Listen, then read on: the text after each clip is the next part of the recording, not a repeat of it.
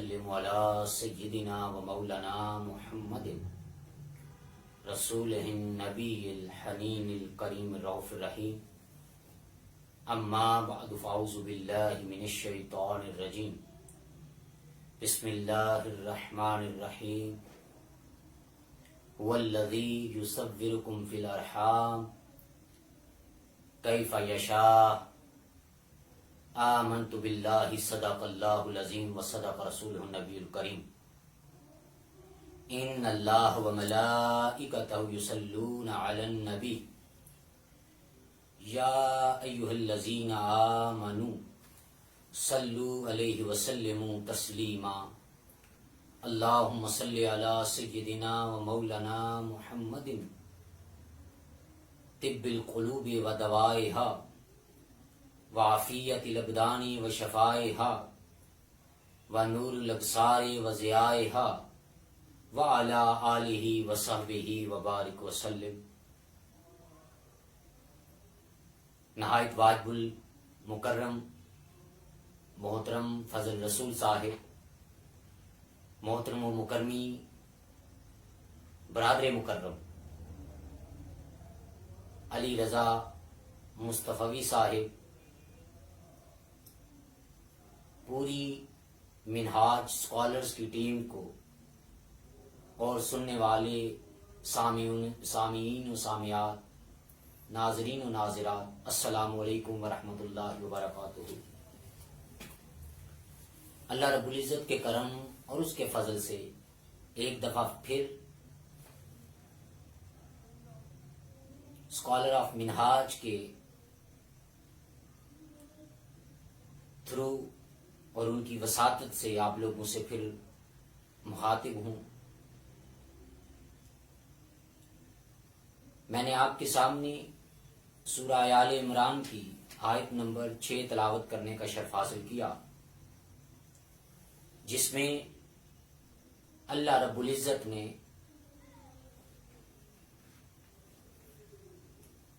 انسان کی صورت کے بارے میں ارشاد فرمایا اعوذ باللہ من الشیطان الرجیم هو الذی یصورکم فی الارحام، وہی ہے جس نے یصورکم تمہیں تصویر دی، فی الارحام ماں کے بطن میں، پیٹ میں، کیف یشاء جیسے اس نے چاہا۔ اب آج کی میری گفتگو 2 حصوں پر مشتمل ہوگی۔ ایک کیف یشاء، اور اس سے پہلے جو ہے وہ یصورکم، تمہیں تصویر دی۔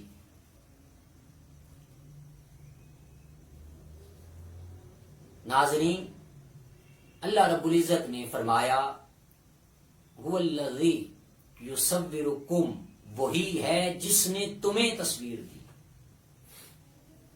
یعنی جسے تصویر دی جا رہی ہے، جسے شکل دی جا رہی ہے، جسے صورت دی جا رہی ہے، اس کو بتایا جا رہا ہے یصورکم، تمہیں، تم کہہ کے مخاطب کیا جا رہا ہے، کم ضمیر لگائی۔ اور اس سے پتا چلا کہ انسان کو صورت دینے سے پہلے انسان موجود تھا، کس حالت میں تھا، کیسے تھا، وہ مختلف قرآن مجید کی مقامات پہ اللہ رب العزت نے بیان فرمایا، جیسا کہ سورہ بقرہ، اس میں اللہ رب العزت ارشاد فرماتے ہیں کیف تکفرون باللہ کنتم امواتا فاحیاکم ثم یمیتکم ثم یحییکم ثم الیہ ترجعون، کہ تم اللہ کا کیسے انکار کرتے ہو، تم تو مردہ تھے، کنتم امواتا فاحیاکم، پھر اس نے تمہیں زندگی دی۔ اب مزے کی بات ہے کہ یہاں جس کو کہا جا رہا ہے کہ کیف تکفرون باللہ، کہ تم کیسے تکفرون، یہ مضارع کا صیغہ ہے، حاضر جمع حاضر مذکر کا صیغہ، تکفرون، کہ تم کیسے انکار کر سکتے ہو اللہ کا، کن تم تھے امواتن، مردہ حالت میں، فاحیاکم، اس نے پھر تمہیں زندگی دی، ثم یمیتکم، تمہیں پھر مارے گا، ثم یحییکم، تمہیں پھر زندہ کرے گا، ثم الیہ ترجعون، تمہیں پھر اس کی طرف لوٹ کے جانا ہے۔ تو اب کم ضمیر استعمال کی، اس کے بعد جمع مضارع کا جو ہے حاضر جمع حاضر مضارع کا جو ہے کی ضمیر آئی اور صیغہ استعمال ہوا، تو جسے کم کہا جا رہا ہے وہ پہلے تھا۔ اس کی مزید وضاحت سورہ الانسان، جسے سورہ دہر بھی کہتے ہیں، اس میں اللہ رب العزت نے ارشاد فرما دیا کہ هل اتى على الانسان حين من الدهر لم يكن شيئا مذكورا، کہ هل اتى على الانسان حين من الدهر، کہ انسان پر ایک ایسا لمحہ بھی آیا، ایک ایسا زمانہ بھی گزرا، لم یکن شیئا مذکورا، کہ وہ کوئی شے تو تھا لیکن قابل ذکر نہ تھا، شے مذکور نہ تھا لمحہ گزرا اس پہ، لیکن اس وقت اس کا ذکر نہ تھا۔ اب وہ اس کا ذکر کیسے نہ تھا، وہ کس حالت میں تھا، اب اس کی طرف چلتے ہیں کہ اللہ رب العزت نے ارشاد فرمایا جب میں کسی چیز کو بنانے کا ارادہ فرماتا ہوں، اذا اراد شیئا ان یکون لہ کن فیکون، لہو اسے کہتا ہوں، کن ہو جا، فیکون وہ ہو جاتا ہے۔ اب جس کو کرنا ہے، اس نے جس کو کرنے کا ارادہ کر رہا ہے، اسے کہتا ہے، لہو اسے کہتا ہے، لہو کن فیکون، کن کہتا ہے اور فیکون پس وہ ہو جاتی ہے۔ تو جس کے ہونے کو اللہ نے بیان کیا وہ تو پہلے موجود تھی، اس کا ظاہر نہ تھا، اس کا ظاہراً وجود نہ تھا۔ جس طرح اللہ نے فرمایا هو الذی یصورکم، وہی ہے جس نے تمہیں تصویر دی۔ اب جسے تصویر دی جا رہی ہے وہ پہلے موجود تھا، فی الارحام، ماں کے پیٹ میں تصویر دی جا رہی ہے۔ اب انسان ماں کے پیٹ میں آنے سے پہلے کہیں نہ کہیں تھا، اس کا وجود ظاہر وجود نہ تھا، لیکن سورہ اعراف کو پڑھیں، سورہ صاد ہے، اسی طرح 6 اور سورہ مبارکہ ہیں جس میں مختلف جگہ پہ اللہ رب العزت نے اس چیز کو بیان فرمایا، لیکن صرف ایک آیہ مبارکہ کا ایک حصہ میں بیان کر کے اپنے مضمون کو آگے لے کے جانا چاہتا ہوں کہ سورہ اعراف، سورہ اعراف ہے، آیت نمبر 172 ہے۔ اس میں اللہ رب العزت نے ارشاد فرمایا اب وہ انسان جس کو شکل مل رہی ہے ماں کے پیٹ میں، کان مل رہے ہیں ماں کے پیٹ میں، آنکھیں مل رہی ہیں ماں کے پیٹ میں، زبان مل رہی ہے ماں کے پیٹ میں، لیکن وہ کیا اس کا مقام ہے کہ کان نہیں پھر بھی وہ سنتا ہے، آنکھیں نہیں پھر بھی وہ تکتا ہے، زبان نہیں پھر بھی وہ بولتا ہے۔ اب کس صورت میں؟ اب سنیں، اللہ رب العزت نے فرمایا الست بربکم قالوا بلا، کہ سب کو اکٹھا کیا اور اکٹھا کر کے فرمایا الست بربکم، کیا میں تمہارا رب نہیں ہوں؟ اب اس کو صورت تو ملی ماں کے پیٹ میں، کان ملے ماں کے پیٹ میں، لیکن کان نہ ہونے کے باوجود بھی سن رہا ہے. اب سنا تو سننے کے بعد زبان تو ملی ماں کے پیٹ میں، لیکن جب اسے صورت ماں کے پیٹ میں مل رہی ہے، لیکن اسے ایک ایسی طاقت دی گئی کہ کان نہ ہونے کے باوجود بھی وہ سنتا تھا، زبان نہ ہونے کے باوجود بھی وہ بولتا تھا. تو اس نے کیا کہا؟ قالوا بلا، کیوں نہیں باری تعالیٰ تو ہی ہمارا رب ہے. تو اس بات سے یہ بات جو ہے آیا مبارکہ سے یہ بات کلیئر ہو گئی کہ کان نہ ہوں تو ضروری نہیں ہے کہ وہ سنتا نہ ہو، زبان نہ ہو تو ضروری نہیں ہے کہ وہ بولتا نہ ہو. تو پتا چلا کہ انسان کا پیدا ہونا، اس کی ظاہر حیات اس کی ابتدا نہیں ہے، اور اس کا مر جانا، فوت ہو جانا اس کی انتہا نہیں ہے. اب کہیں گے وہ کیسے؟ اب دیکھیں سورہ بقرہ، وہی آیا مبارکہ جو ریفرنس کے طور پہ میں نے پیش کی کہ کیف تکفرون باللہ کنتم امواتا فاحیاکم ثم یمیتکم ثم یحییکم ثم الیہ ترجعون، کہ تم اللہ کا کیسے انکار کرتے ہو، تم تو مردہ تھے. اب وہ پہلے ہی مردہ تھا، اسے وجود مل گیا، اسے زندگی مل گئی. کہاں ملی؟ جہاں فرمائے یصورکم فی الارحام. کیسا مردہ ہے کہ شکل مل رہی ہے فی الارحام میں، زبان مل رہی ہے فی الارحام میں، آنکھیں مل رہی ہیں فی الارحام میں، کان مل رہے ہیں فی الارحام میں، لیکن وہ ایسا مردہ ہے کہ اس کو رب کہے الست بربکم، وہ جواب دیتا ہے قالوا بلا. یعنی یہ میرے اور آپ کے ذہن ہے، اور ذہن سازی اور نظریات آئیڈیالوجیز ہیں، نظریات ہیں، اپنے فلسفے ہیں کہ کوئی مر جائے تو وہ سنتا نہیں.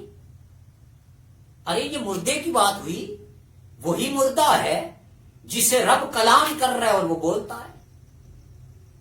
اب پھر یہی مردہ جب مردہ ہو گیا تو ایک سوال اٹھتا ہے، یہی انسان چلتا پھرتا انسان جو حالت موت میں تھا، پھر اسے زندگی ملی اور فرمایا ثم یمیتکم، تو میں پھر ماروں گا.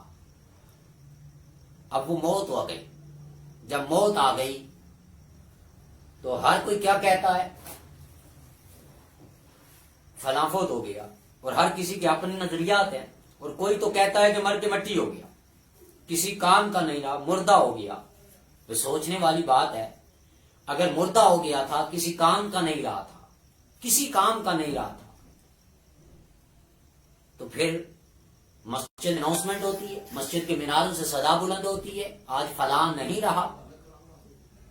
اس کے بعد دوسرے نمبر پر صرف یہی نہیں، پورے پروٹوکول کے ساتھ جو زندگی میں اسے دیکھنا نہیں چاہتے تھے، اسے ملنا نہیں چاہتے تھے، اسے ایک رابطہ نہیں رکھنا چاہتے تھے، ایک کانٹیکٹ نہیں رکھنا چاہتے تھے، لیکن جب وہ مر گیا، فوت ہو گیا، تو اس کے گھر چلے گئے. مرنے کے بعد اس کی میت کے پاس چلے گئے، رشتہ دار آ رہے ہیں، عزیز و اقارب آ رہے ہیں. اور پھر جب وہ مر گیا، پروٹوکول ہے، جیتے جی اس کا کوئی پرسان حال نہیں تھا، لیکن اب ہر کوئی جو ہے نہلانے کی سوچ رہا ہے، اس کو پروٹوکول دینے کی سوچ رہا ہے. ہزارہ لوگوں کا مجمع اکٹھا ہو گیا ہے صرف اس کے لیے جسے آپ بے جان کہہ رہے ہیں، جسے بیکار کہہ رہے ہیں. اگر بیکار ہو گیا تھا تو جانوروں کے بچے بھی، بھینس کا بچڑا بھی مرتا ہے، گائے کا بچڑا بھی مرتا ہے، تو کیا اس کو اتنا پروٹوکول ملتا ہے؟ وہ بیکار ہو گیا، پھینک آتے اسے بھی باہر. لیکن ایسا نہیں ہوتا. ہوتا کیا ہے؟ ہوتا یہ اسے پروٹوکول دیا جاتا، تھوڑا نہیں ملتا، زندو سے بہت زیادہ. اور اس پہ حفیظ جلندری نے ایک بات کہی تھی، اس نے سوال کیا تھا کہ جہاں دو قطرے کو ترسایا گیا ہوں، وہاں ڈوبا وہیں ڈوبا ہوا پایا گیا ہوں. کہ جیتے جی جب دو قطرے پانی مانگتا تھا تو مجھے کوئی پانی نہیں دیتا تھا، مجھے کوئی پوچھتا نہ تھا، لیکن جب مر گیا وہیں ڈوبا ہوا پایا گیا ہوں، تب بھر بھر کے پانی کے ڈال رہے ہیں، بالٹیوں کی بالٹیاں آ رہی ہیں پروٹوکول کے ساتھ۔ پہلے ایک سہارا نہیں دیتا تھا، اب تین تین لگے ہوئے ہیں، کوئی پانی بھر کے دے رہا ہے، کوئی وضو کروا رہا ہے، کوئی جسم کو مل رہا ہے، تو وہی ڈوبا ہوا پایا گیا۔ اور اس کے بعد پھر جب وہ نہلا دیا دہلا دیا تو اس کو پھر کندھوں پہ اٹھا دیا۔ جسے دیکھنا پسند نہیں کرتے تھے اس کو 4 لوگوں نے کندھوں پہ اٹھا لیا اور اٹھا کے جنازہ گاہ کی طرف لے گئے۔ اب وہ اس کو پھر حفیظ جلندری آگے سوال کرتے ہیں، وہ سوال یہ کرتے ہیں کہ جہاں 2 قطرے کو ترسایا گیا ہوں وہیں ڈوبا ہوا پایا گیا ہوں، گر سپردے خاک ہی کرنا تھا مجھ کو تو کاہے کا نہلایا گیا ہوں۔ کہ اگر مٹی میں ہی دفن کرنا تھا تو پھر یہ نہلا کے دہلا کے خوشبو لگا کے سفید جوڑا پہنوا کے ڈولی سجا کے کندھوں پہ اٹھا کے جنازہ گاہ کی طرف لے کے جا رہے پروٹوکول کے ساتھ، اور جنازہ آگے آگے باقی سارے پیچھے پیچھے، اور ہر کسی کی تمنا ہے کہ کندھا میں بھی دوں، اٹھاؤں میں بھی۔ اور پھر وہی بیکار انسان، بات بتانا چاہتا ہوں فلسفہ موت و حیات اور شان مصطفیٰ۔ پہلے فلسفہ موت و حیات سمجھ لیں کہ جب یہ سمجھ میں آ جائے تو پھر آگے سے شان مصطفیٰ ہے کہ آقا کی شان صلی اللہ علیہ وآلہ وسلم، کہ وہ جب اسے لے گئے، وہ جس کو دیکھنا پسند نہیں کرتے تھے، جو بیکار ہو گیا، کسی کام کا نہیں ہوا رہا، تو اس کو کیا کیا؟ باقی سارے صفے باندھ کے کھڑے ہیں، امام آگے کھڑا ہے ان کے، لیکن امام کو بھی کہا جی امام صاحب آج ذرا تھوڑے پیچھے ہو جائیں، آگے اس بیکار انسان کو لٹانا ہے جو بیکار ہے، کسی کام کا نہیں رہا، مردہ ہو گیا۔ لیکن امام جس کا مقام ہے ایک، جس کے پیچھے سارے مقتدی ہوتے ہیں، جس کے بغیر نماز نہیں ہوتی، جماعت بغیر جماعت جو ہے اس امام کے بغیر جماعت میں نماز ہی نہیں ہوتی، جو جماعت کرواتا ہے، جس کی ابتدا میں ساری نماز ادا کی جاتی ہے، اب وہ شخص، اس کو بھی کہا بھی پیچھے ہو جائیں آپ تھوڑے، ان کو آگے جانے دیں، کیوں بیکار ہو گیا نا، کسی کام کا نہیں رہا۔ اب جب کام کا نہیں تھا تو پھر اتنا پروٹوکول۔ اب آئیں حفیظ جلندری نے جو سوال کیا تھا اس کا جواب حضرت نصیر ملت نصیر الدین نصیر رحمت اللہ علیہ، پیر نصیر الدین جواب دیتے ہیں۔ اس نے کہا تھا گر سپردے خاک ہی کرنا تھا مجھ کو تو کاہے کا نہلایا گیا ہوں۔ تو نصیر الدین فرماتے ہیں پڑے نظر بال میں پکیزگی ان پر، پڑے نظر بال میں پکیزگی ان پر، اس لیے مسافرانے لحد نہا کے چلے۔ کہ یہ جو پروٹوکول دیا گیا، یہ سفید جوڑا پہنوایا گیا، نہلایا دہلایا گیا، خوشبو لگائی گئی، امام کو پیچھے کر دیا گیا، اس مردہ انسان کو آگے رکھ دیا گیا، اور رکھنے کے بعد پھر اس پہ نماز پڑھی گئی، اور پڑھنے کے بعد اسے قبر میں رکھا گیا۔ تو فرمایا یہ سارا پروٹوکول اس لیے تھا کہ پڑے نظر بال میں پکیزگی ان پر، یہ نہلانا دہلانا، یہ پروٹوکول کے ساتھ لانا، قبر میں اتارنا، اس کا مقصد یہ تھا کہ جو ہی قبر میں اتارا جائے تو اتارنے کے بعد جب میری اس کی پہلی نظر آقا نامدار صلی اللہ علیہ وآلہ وسلم کے چہرہ انور پہ پڑے تو اس وقت یہ پاکیزگی کے عالم میں ہو، پاک صاف ہو۔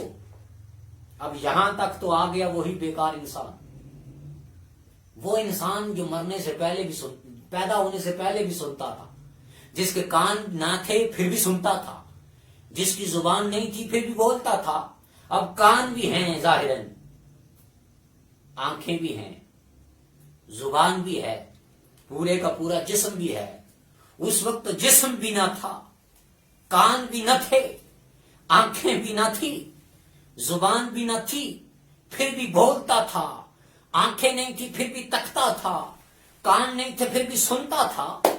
اب تو یہ بیکار انسان ہے جو اس کے کان بھی ہیں، اس کی آنکھیں بھی ہیں، اس کی زبان بھی ہے۔ اب اسے اس بیکار انسان کو قبر میں رکھ دیا گیا۔ اب بخاری مسلم کی متفق علیہ حدیث اور سیاستہ پوری بڑی بڑی تمام کتب احادیث میں یہ حدیث آئی، وہ یہ کہ جب میت کو قبر میں رکھ دیا جاتا ہے تو اس کے لواحقین اس کے اوپر مٹی ڈالتے ہیں اس کی قبر میں۔ اس کو دفنانے کے بعد جب وہ واپس لوٹنے لگتے ہیں تو میت قدموں کی آہٹ سنتا ہے۔ جو ہی آہٹ سنتا ہے تو دو فرشتے آتے ہیں، فیقولان، وہ سوال کرتے ہیں، اسے کہتے ہیں من ربو کا، تیرا رب کون ہے؟ اب وہ بیکار انسان ہے، کسی کام کا نہیں رہا، بے جان ہے، لیکن مزے کی بات یہ ہے کہ اس سے سوال ہو رہے جو سنتا نہیں ہے، جو بے جان ہے، جو بیکار ہے، جس کو سنائی نہیں دیتا، اور سوال کرنے والے بھی دو فرشتے اور بھیجنے والا بھی خدا۔ معاذ اللہ، استغفر اللہ، اللہ معاف کرے۔ کیا اللہ کو نہیں پتا کہ اس کی روح قبض ہو گئی ہے، یہ بیکار ہو گیا، کسی کام کا نہیں رہا، اب یہ مر کی مٹی ہو گیا ہے؟ اب اس سے سوال کرنے کی کیا ضرورت پڑی ہے؟ کیا یہ سنے گا؟ ارے محترم، وہ تو اس وقت بھی سنتا تھا جب اس کے کان ہی نہیں تھے، اس وقت بھی بولتا تھا جب اس کی زبان بھی نہیں تھی، اب تو کان بھی ہیں، اب تو زبان بھی ہے۔ اب فرمایا ثم یمیتکم، تمہیں پھر مارے گا، ثم یحییکم، اب ثم یحییکم کا وہ یہاں سے پروسیس شروع ہو جاتا ہے۔ اب اسے زندگی دے دی گئی، اب ایسی زندگی دے دی گئی کہ ثم یمیتکم کے بعد ثم یحییکم، کہ تمہیں پھر زندہ کیا جائے گا۔ اب زندگی دینے کے بعد اب فرشتے آ کے پوچھتے ہیں من ربو کا، تیرا رب کون ہے؟ اس وقت کس رب کو مانتا ہے؟ ما دینو کا، تیرا دین کون سا ہے، کس دین پہ آیا ہے؟ اب یہاں سوال دو کیے اور دونوں پریزنٹ میں ہیں۔ پریزنٹ کے تیرا رب کون ہے، تو تیرا دین کون سا ہے؟ لیکن جب باری حضور صلی اللہ علیہ وسلم کی آئی تو وہاں سوال کی نوعیت بدل دی، کنڈیشن بدل دی، حالت بدل دی، اور سوال کچھ اور طریقے سے کیا۔ وہ سوال کیا تھا؟ وہ سوال یہ تھا کہ ما کنت تقول فی حق ھذا الرجل محمد صلی اللہ علیہ وسلم، بتا اس عظیم ہستی محمد صلی اللہ علیہ وسلم کے بارے میں کیا کہا کرتا تھا۔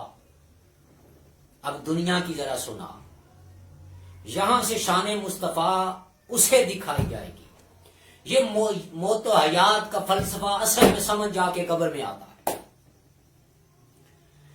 جب آنکھوں سے پردہ ہٹتا ہے، جب وہ سامنے نورانی مکھڑا دکھایا جاتا ہے، اور وہ جو کہتا ہے کہ مر کے مٹی ہو گیا، میرا وجدان کہتا ہے کہ کبھی بھی آقا غلام کے پاس نہیں آتا، کبھی بھی بادشاہ ایسے ہی جو سلطان ہے اور سلطان الانبیاء، وہ ایسے ہی ہر کسی کے پاس نہیں آتے، بلکہ ایک شان ہے، پروٹوکول ہے کہ جن کا درود بھی ڈائریکٹ تو پہنچ جاتا ہے، لیکن رب فرشتوں کے ذریعے پہنچاتا ہے، پروٹوکول کے ذریعے۔ تو کیا جب قبر میں رکھا جائے گا اور اشارہ کیا جاتا ہے یہ عظیم ہستی ہے، تو وہ یہ کہ حضور نبی کریم صلی اللہ علیہ وآلہ وسلم ادھر خود جسمانی حالت میں تشریف نہیں لاتے۔ آپ کا جسم اقدس اور مقدس جسم وہ تو قبر انور میں، روضہ رسول میں ہے۔ اب وہاں پہ وہ جس کو دکھائی نہیں دیتا، جس کو سنائی نہیں دیتا تھا، جو بول نہیں سکتا تھا، اس سے سوال ہوئے، اور تیسرا سوال ہوا۔ پہلے دو پہ تو سننا تھا اور بولنا تھا، لیکن تیسرے سوال پہ مزے کی بات، پڑا کہیں ہوا ہے پاکستان میں، لیکن نظر اس کی اتنی تیز ہو جاتی ہے کہ منو مٹیوں تھلے دب کر بھی وہ مٹی کے اندر بھی ایسی نظر اسے دے دی جاتی ہے کہ مٹی کے اندر سے ہی نظر اس کی چلتی چلتی چلتی گنبد حضرہ تک پہنچ جاتی ہے، اور اسی قبر میں وہ پڑا پاکستان میں، اور دیکھ مدینہ میں رہا ہے۔ اسے کہا جاتا ہے ما کنت تقول فی حق ھذا الرجل محمد، بتا اس عظیم ہستی محمد صلی اللہ علیہ وسلم کے بارے میں کیا کہا کرتا تھا۔ جو مر کے مٹی ہو گیا، جو سن نہیں سکتا تھا وہ سن رہا ہے، جو بول نہیں سکتا تھا وہ بول رہا ہے، جو دیکھ نہیں سکتا تھا، جسے کمر پیچھے نظر نہیں آتا تھا، وہی جو مر گیا، اور مرنے کے بعد پھر کمر پیچھے ہی نہیں بلکہ کوسوں دور مٹی کے اندر ہی سے آقا نامدار صلی اللہ علیہ وسلم کے روضہ انور میں دیکھ لیتا، اور حضور صلی اللہ علیہ وسلم کی زیارت بھی کرتا ہے، اور فرشتے اشارہ کر کے کہتے ہیں بتا اس عظیم ہستی کے بارے میں کیا کہا کرتا تھا۔ اب یہ ہے غلام کی شان، اس غلام کی جو مر کے مٹی ہو گیا، کسی کام کا نہ رہا۔ تو پھر حضرات محترم، غلام کی یہ شان ہے کہ یہ مرنے کے بعد یہ مقام ہے کہ وہ مٹی میں سے دیکھ لیتا ہے حضور صلی اللہ علیہ وسلم کے روضہ انور کو، اور حضور صلی اللہ علیہ وسلم کی زیارت کرتا ہے کوسوں دور۔ تو پھر آقا کا مقام کیا ہوگا، پھر آقا کی شان کیا ہوگی؟ غلام کی یہ شان ہے، تو پھر آقا کی شان کیا ہوگی، پھر مالک کی شان کیا ہوگی، پھر سردار کی شان کیا ہوگی، کہ جس کے غلام کا عالم یہ ہے کہ مرنے کے بعد بھی سنتا بھی ہے، بولتا بھی ہے، تکتا بھی ہے۔ تو پھر آقا نامدار صلی اللہ علیہ وآلہ وسلم کی شان تو بدرجہ اولا، اس سے بلند و بالا ہے، بلند و بالا ہے، کہ وہ انسان جو پیدا ہونے سے پہلے بھی سنتا تھا، پیدا ہونے کے بعد مرنے کے بعد بھی سنتا ہے۔ اب اس کی طرف بعد میں آتا ہوں۔ اب اسی انسان کو جب بنایا تو فرمایا هو الذی یصورکم فی الارحام کیف یشاء، وہی ہے جس نے تمہیں ماں کے پیٹ میں صورتیں عطا کی، کیف یشاء، جیسے اس نے چاہا۔ اب تجھے بنایا تو کیف یشاء سے بنایا، تجھے بنایا تو کیف یشاء سے بنایا، انسان کو بنایا تو کیف یشاء سے بنایا، مومن کو بنایا تو کیف یشاء سے بنایا، ولی کو بنایا تو کیف یشاء سے بنایا، کلندر کو بنایا تو کیف یشاء سے بنایا، کتب کو بنایا تو کیف یشاء سے بنایا، ابدال کو بنایا تو کیف یشاء سے بنایا، غوث کو بنایا تو کیف یشاء سے بنایا، تابی کو بنایا تو کیف یشاء سے بنایا، صحابی کو بنایا تو کیف یشاء سے بنایا، انبیاء کو بنایا تو کیف یشاء سے بنایا، آدم علیہ السلام کو بنایا کیف یشاء سے تخلیق کیا، حضرت شیش علیہ السلام کو بنایا تو کیف یشاء سے تخلیق کیا، حضرت نوح علیہ السلام کو بنایا تو کیف یشاء سے تخلیق بنایا، حضرت ابراہیم علیہ السلام کو تخلیق فرمایا تو کیف یشاء سے تخلیق فرمایا، حضرت اسحاق علیہ السلام کو بنایا کیف یشاء سے بنایا، حضرت اسماعیل علیہ السلام کو بنایا کیف یشاء سے بنایا، حضرت یعقوب علیہ السلام کو تب بنایا، پیدا کیا، کیف یشاء سے بنایا، حضرت یوسف علیہ السلام کو حسن دیا تو کیف یشاء سے حسن دیا، حضرت موسیٰ علیہ السلام کو بنایا کیف یشاء سے بنایا، حضرت ہارون کو بنایا کیف یشاء سے بنایا، حضرت ادریس کو بنایا کیف یشاء سے بنایا، حضرت لوط کو بنایا کیف یشاء سے بنایا، حضرت عزیز کو بنایا کیف یشاء سے بنایا، حضرت سلیمان کو بنایا کیف یشاء سے بنایا، حضرت یونس کو بنایا کیف یشاء سے بنایا، حضرت ادریس کو بنایا کیف یشاء سے بنایا، حضرت داؤد کو بنایا کیف یشاء سے بنایا، حضرت ہارون کو بنایا کیف یشاء سے بنایا، حضرت عیسیٰ کو بنایا تو کیف یشاء سے بنایا، مگر جب باری آئی ذات مصطفیٰ کی، جب باری آئی آمد میرے اور آپ کے آقا کی، جب باری آئی مدنی منٹھار کی، جب باری آئی تخلیق کرنے کی، جو باعث تخلیق کائنات ہے، جو وجہ تخلیق کائنات ہیں، جب ان کی تخلیق کی باری آئی، جب ان کے بنانے کی باری آئی، تو وہاں کیف یشاء نہیں کہا، وہاں الفاظ ہی بدل دیے۔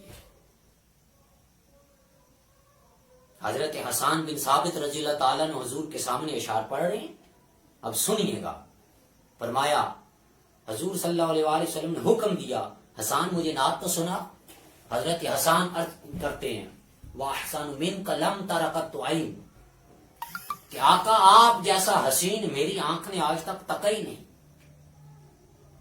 وَأَجْمَلُ مِنْكَ لَمْ تَلِدِ النِّسَاءُ، وہ آنکھ تکتی تو تب جب آپ جیسا حسین کسی عورت نے پیدا کیا ہوتا، کسی عورت نے آپ جیسا حسین پیدا ہی نہیں کیا۔ خلقت مبرأ من کل عیب، اللہ تعالیٰ نے آپ کو ہر عیب سے پاک بنایا ہے۔ خلقت مبرأ من کل عیب کأنک قد خلقت کما تشاء، وہاں کیف یشاء تھا، یہاں کما تشاء ہے۔ وہاں کیف یشاء تھا، یہاں کما تشاء ہے۔ فرق یہ ہے کہ تیرے بنانے میں یہ ہے کہ وہ جیسے چاہتا گیا تجھے بناتا گیا۔ مصطفیٰ کی تخلیق کرنے میں، مصطفیٰ کے بنانے میں، مصطفیٰ کے سنوارنے میں، مصطفیٰ کو جو ہے سب کچھ عطا کرنے میں کیف یشاء نہیں تھا، کما تشاء تھا، کہ ایسے آپ کو بنایا جیسے آپ نے چاہا۔ اگر یہ بات غلط ہوتی، یہ بات غلط ہوتی تو محترم سامعین و ناظرین ہوتا کیا؟ ہوتا یہ کہ حضور صلی اللہ علیہ وسلم حضرت حسان بن ثابت کو روک دیتے، فرمایا حسان ایسی بات نہ کر۔ حضور کا خاموش رہنا اس بات کی دلیل ہے کہ جو حسان کہہ رہے تھے 100% سچ کہہ رہے تھے۔ اب یہ شان ہے، شان مصطفیٰ، یہ ہے مقام مصطفیٰ کہ تو بنے تو کیف یشاء سے، مصطفیٰ بنے تو کما تشاء سے۔ اب فلسفہ موت و حیات میں بھی آ جائیں۔ تیری حیات کا فلسفہ یہ ہے کہ تو سننے، پیدا ہونے سے پہلے بھی سنے، پیدا ہونے سے پہلے بھی سنے اور بولے بھی، مرنے کے بعد بھی سنے اور بولے بھی۔ اور آقا جو تیرے سردار ہیں، جو تیرے سلطان ہیں، جو تیرا سب کچھ ہیں، جو بنائے نور ہیں، جو عطائے نور ہیں، جو سب کچھ عطا کرنے والے ہیں، ان کا مقام آئے تو کمر پیچھے نظر نہیں آتا، ان کا مقام آ جائے تو آقا کا معذاللہ وصال ہو گیا۔ ظاہر جو ہے ہمیشہ کے لیے آقا پردہ فرما گئے، وہ سنتے نہیں ہیں۔ آقا کو ندائی یا رسول اللہ پکارنا نہیں چاہیے۔ اگر ایسی بات ہے تو تیری ہر نماز اس بات کی گواہی دیتی ہے، اس بات کی گواہی دیتی ہے۔ جب تو نماز کا اینڈ کرنے لگتا ہے تو کیا کہتا ہے؟ تحیات للہ والصلوات والطیبات، السلام علیک ایھا النبی، اے نبی مکرم صلی اللہ علیہ وآلہ وسلم آپ پہ سلام۔ اور یاد رکھیں ایھا یا ایھن یا ایھا الذین، یہ صرف اور صرف ندائے قریب کے لیے استعمال ہوتا ہے، جو بالکل قریب ہو۔ یا کی ندا بعید کے لیے بھی آتی ہے، حاضر کے لیے بھی آتی ہے، غائب کے لیے بھی آتی ہے، لیکن ایھا جو ہے یہ حروف ندا ہے، جو یہ ندائیہ حروف صرف اور صرف جو بالکل قریب ہوتا ہے اس کے لیے آتی ہے۔ فرمایا وہ تو تیرے اتنے قریب ہیں کہ وہ تیری جانوں سے بھی زیادہ قریب ہیں۔ تو ان کا مقام یہ ہے، شان مصطفیٰ یہ ہے کہ غلام کی یہ شان کہ وہ جیتے جی کیا پیدا ہونے سے پہلے بھی سنے، اس کو کان ملنے سے پہلے بھی وہ سنے، آنکھیں پہلے بھی جو ہے نہ ہونے کے باوجود وہ تکے، زبان نہ ہونے کے باوجود بھی بولے، مرنے کے بعد جب جس کو کہتے ہیں مر کے مٹی ہو گیا، کسی کام کرنے جاؤ پھر بھی بولے۔ تو پھر شان مصطفیٰ یہ ہے، شان مصطفیٰ یہ ہے کہ وہ بنے ہی اپنی مرضی سے ہیں، انہیں بنایا ہی اپنی مرضی سے گیا ہے. تیری شنوائی کا عالم یہ کہ تو کیف یشاء سے ہے، جیسے رب نے چاہا. تو ان کو تو رب نے ان کی مرضی سے بنایا، ان کی مرضی سے بنایا. تو اس لیے حضرات محترم سامعین و سامعات، آقا انعامدار صلی اللہ علیہ وسلم کی شان یہ ہے کہ آپ چلتے فرش پہ تھے، دیکھتے عرش پہ تھے. آپ رہتے زمین پر تھے لیکن پھرتے عرش بری پر تھے، نظریں عرش بری تک تھی. آپ جنت میں سے پھل توڑ کے لے آتے ہیں، آپ اشارہ کرتے ہیں چاند کے 2 ٹکڑے ہو جاتے ہیں. آپ اشارہ کرتے ہیں ڈوبا ہوا سورج پلٹ آتا ہے. آپ اشارہ کرتے ہیں پتھر پانی پہ تیرنا شروع ہو جاتا ہے. یہ تو ظاہری معجزات ہیں. تیرے اشارے سے چڑیا جو ہے وہ درخت سے نیچے نہیں اترتی، میرے مصطفیٰ کے اشارے سے تو درخت ہی قدموں میں آ جاتے. اب جو سننے سے پہلے، پیدا ہونے سے پہلے بھی سنے، مرنے کے بعد بھی سنے، اب سنتا کہاں نہیں. بات ختم کر رہا ہوں. کہا سم بکم عمی فہم لا یعقلون لا یشعرون. طرح طرح کی آیات مبارکہ میں آخر پہ کہا یہ سنتا نہیں، یہ شعور نہیں رکھتا، یہ لوٹنے والے نہیں ہیں، یہ پلٹنے والے نہیں ہیں، ان کو شعور نہیں ہے، یہ بہرے ہیں، یہ گونگے ہیں، اندھے ہیں. چل رہا ہے، چلتے ہوئے انسان کو اپاہج کہہ دیا. دیکھ رہا ہے، دیکھنے والے انسان کو اندھا کہہ دیا. بول رہا ہے، بولنے والے انسان کو بہر جو ہے گونگا کہہ دیا. سن رہا ہے، سننے والے انسان کو قرآن نے بہرا کہہ دیا. فرمایا اے ناداں انسان، تیرا مقام تو یہ ہے کہ تو پیدا ہونے سے پہلے بھی سنتا تھا، تو مرنے کے بعد بھی سنتا ہے، لیکن تو سنتا کہاں نہیں ہے، تو دیکھتا کہاں نہیں ہے، تو بولتا کہاں نہیں ہے. تجھے حق دکھائی نہیں دیتا، حق سنائی دیتا، حق تیری زبان سے ادا نہیں ہوتا. کہ تو اپنا من گرٹ عقیدہ لیے بیٹھا ہے. ان کی شان میں تو ایسے نازیبا الفاظ بولتا ہے جن کے صدقے تجھے زندگی نہیں، کہ تیرا اپنا مقام اتنا کہ تو سنے سب کچھ. فلسفہ موت و حیات یہ ہے کہ اصل موت و فلسفہ موت و حیات کے اندر، زندگی اور موت کے اندر دونوں میں شان مصطفیٰ دکھانا مقصد ہے. کہ اگر یہاں کوئی نہ سمجھ پائے تو وہاں پہلی رات، پہلی شام ہی، قبر کی پہلی شام اسے شان مصطفیٰ دکھا دیا، مقام مصطفیٰ دکھا دیا جاتا. ہم بہرے گونگے ہیں، یہاں چلتا پھرتا 6 فٹ کا انسان. مسجد کے میناروں سے روز صدا بلند ہوتی ہے حی علی الصلاح حی علی الفلاح. ہمارے کان نہیں سنتے. یہ جو اصل میں کہتا ہے کہ بیکار ہو گیا، وہاں جا کے شنوائی دینا شروع ہو جاتی ہے. ہم قرآن کہتا ہے ذالک الکتاب لا ریب فیہ، یہی انسان جھوٹی خبروں پہ یقین رکھتا ہے، اخبار کی جھوٹی خبروں پہ، نیوز چینل کی جھوٹی خبروں پہ یقین رکھتا ہے. لیکن اس کو یقین کس پہ نہیں جس کو رب نے کہا ذالک الکتاب لا ریب فیہ، یہ وہ خبر ہے، یہ وہ کتاب ہے جس میں شک کی گنجائش ہے. پتا چلا اصل مردہ وہ نہیں جو دفن کر رہا ہے، بیکار انسان وہ نہیں جسے دفنائے پروٹوکول کے ساتھ، وہ تو کاریگر ہو گیا، وہ کارمند ہو گیا. وہ بیکار نہیں ہے، وہ کارآمد ہو گیا. اس سے بڑی شان کیا ہوگی جسے حضور کی زیارت ہو جائے صلی اللہ علیہ وسلم؟ اس سے بڑا مقام کیا ہوگا؟ وہ تو اب کارآمد ہو گیا. اصل بیکار انسان یہاں کا چلتا پھرتا انسان جو شان مصطفیٰ سے کوسوں دور بے خبر ہے. آؤ آج لے ان کی پناہ، آج مدد مانگو ان سے، کل نہ وہ مانیں گے گر روزے قیامت مان گیا. وہاں تو ہر کسی نے ماننا ہے، کوئی حق ہے، یہی حق ہے. لیکن حق کا مزہ تو تب آتا ہے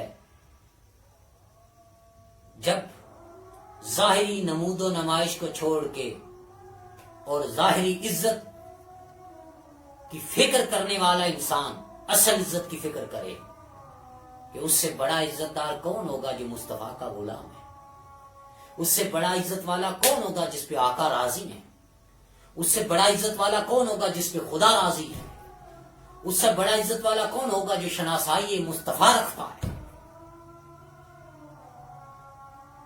تو یہ ساری باتیں صرف اس پیٹ کا دھندا ہے،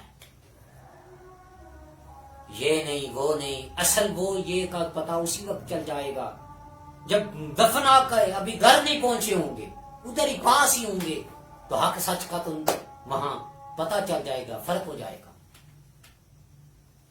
مزہ تو تب ہے کہ اے انسان، حضرت انسان، تیرا یہ مقام تو مرنے کے بعد بھی دیکھ سکے تو پھر زندہ کیوں نہیں دیکھتا؟ یہاں اولیاء کی شان بھی بنتی ہے،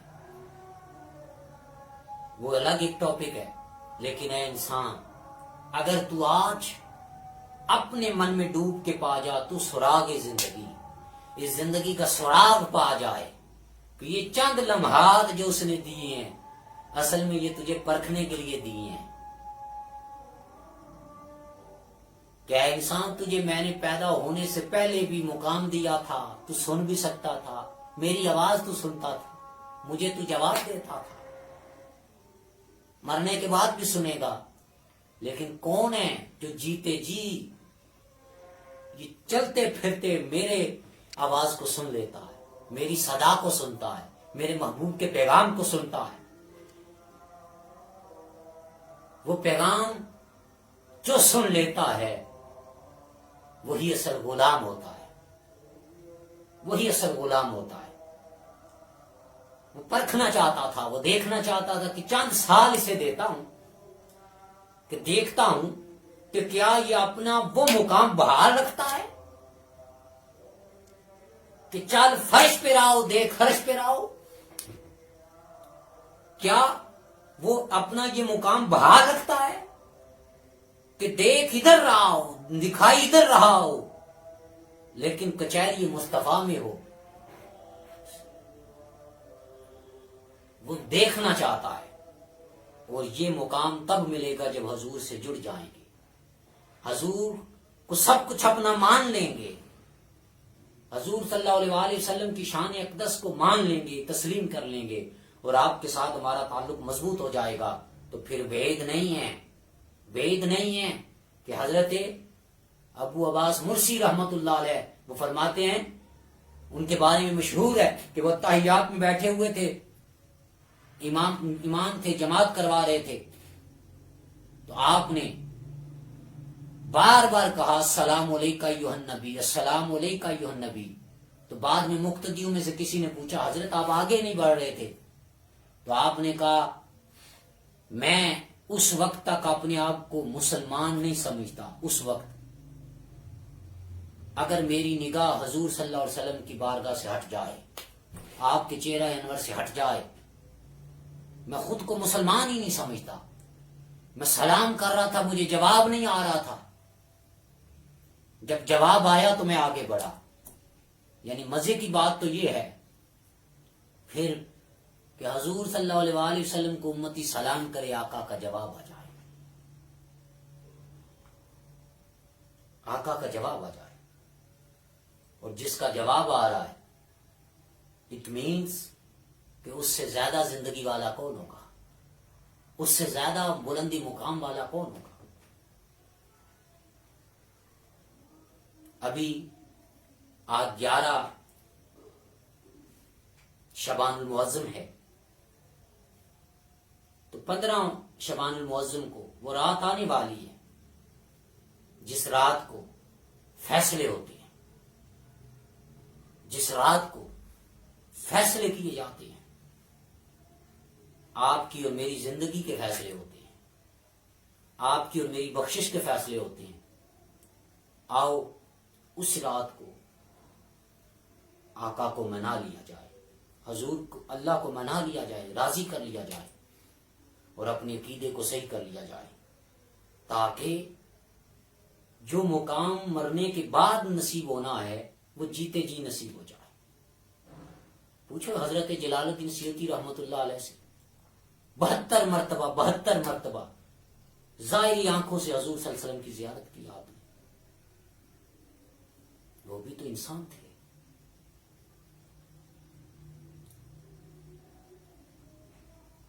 آج ہم اگر ان ساری کرم نوازیوں سے محروم ہیں تو اصل میں مردہ وہ نہیں جسے ہم دفناتے ہیں، ہم مردہ ہو چکے ہیں، ہمارے دل مردہ ہو چکے ہیں، ہماری ضمیر مردہ ہو چکے ہیں۔ اس سے قبل کہ ہماری زندگی کا فیصلہ ہو جائے کوئی پتہ نہیں ہے ہم میں سے کون زندہ رہے یا نہ رہے۔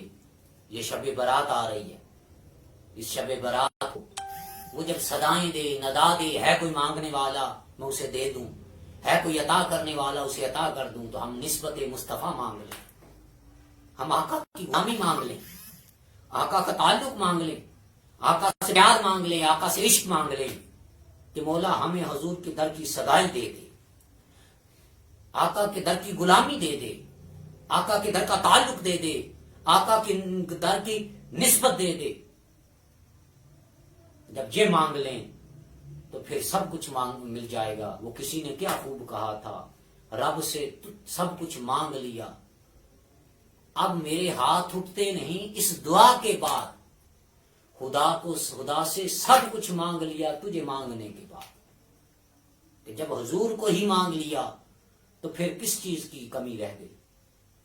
اللہ تعالیٰ صحیح معنوں میں ہمیں زندگی اور موت کو سمجھنے کی توفیق عطا فرمائے۔ اصل امتحان اسی زندگی کا ہے، مرنے کے بعد تو ایک ابدی زندگی ہے اور اعلیٰ زندگی، عرفہ زندگی ہے۔ یہ جو امتحان کی زندگی ہے اس میں پرکھا جاتا ہے کون ہے جو اس کے ساتھ جڑ جاتا ہے، کون اپنی نسبت کو حضور صلی اللہ علیہ وسلم کے ساتھ جوڑ لیتا ہے۔ اور اس دور میں اسی نسبت کو مضبوط کرنے کے لیے، اسی تعلق کو مضبوط کرنے کے لیے اور اس مردہ دل کو زندہ کرنے کے لیے میرے شیخ حضور شیخ الاسلام ڈاکٹر محمد طاہر القادری مدظ العالی نگر نگر، گلی گلی، کوچا کوچا، ہر طرف ایک ہی پیغام دے رہے ہیں کہ عشق مصطفیٰ کی شمع جلا لو دل میں، بعد مرنے کے لحد میں بھی اجالا ہوگا۔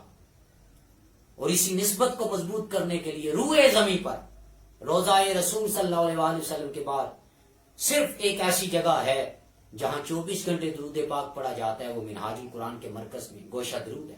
اور یہ گوشہ درود بنوائے اسی لیے گیا، ورنہ بڑے بڑے اکابر کے مزارات بھی تھے، ان کی خانقاہیں بھی تھی، سب کچھ تھا، لیکن پاکستان کی سرزمین اور لاہور کو اللہ نے قبول کیا اور منہاج القرآن کے مرکز کو قبول کیا، اور اس میں یہ ایسا گوشہ درود بنایا۔ پیسے سب کے پاس تھے اور منہاج القرآن والوں سے زیادہ پیسے والے بھی ہیں، لیکن منہاج القرآن کے مقدر میں گوشہ درود کیوں؟ صرف اس لیے کہ شیخ الاسلام ڈاکٹر محمد طاہر القادری اس نوجوان کا، اس انسان کا، اس مسلمان کا آقا کے ساتھ جو تعلق ٹوٹ چکا ہے اسے جوڑنے کے لیے یہ جو ہے فریضہ آپ کو دیا گیا، اور آپ الحمدللہ یہ فریضہ احسن طریقے سے سر انجام دے رہے ہیں۔ آؤ اس نسبت کو مضبوط کرنے کے لیے منہاج القرآن کی نسبت کو اپنائیں، منہاج القرآن کی رفاقت کو اپنائیں، وہ رفاقت جو ہمیں حضرت حضور غوث اعظم کا جو ہے غلام بناتی ہے، حضور غوث اعظم کا مرید بناتی ہے، اور ہمیں حضور صلی اللہ علیہ وآلہ وسلم کے ساتھ ایک نسبت حبی، نسبت عشقی عطا کرتی ہے، اور جس کا معاہدہ یہ ہے قُلْ إِنَّ صَلَاتِي وَنُسُكِي وَمَحْيَايَ وَمَمَاتِي لِلَّهِ رَبِّ الْعَالَمِينَ، کہ میری زندگی، میری نماز، میری قربانی، میری زندگی، میرے مرنا یہ صرف رب کے لیے ہے، جس کا معاہدہ اور جس کا میثاق ہی ہے۔ جو اس میثاق پہ آتا ہے وہ منہاج القرآن کا رفیق بن جاتا کہ للہیت، لوجہلیت، لوجہ الرسول، جو کچھ کرنا ہے آقا کی خوشی کے لیے کرنا ہے، جو کچھ کرنا ہے آقا کی غلامی کے لیے کرنا ہے، تو یہ نسبت منہاج القرآن دے رہا ہے۔ آؤ اس نسبت کو بھی مضبوطی سے تھامو اور جیتے جی اس تعلق کو مضبوط کر لو، تاکہ بعد مرنے کے لحد میں بھی اجالا ہو۔ والسلام علیکم ورحمۃ اللہ وبرکاتہ۔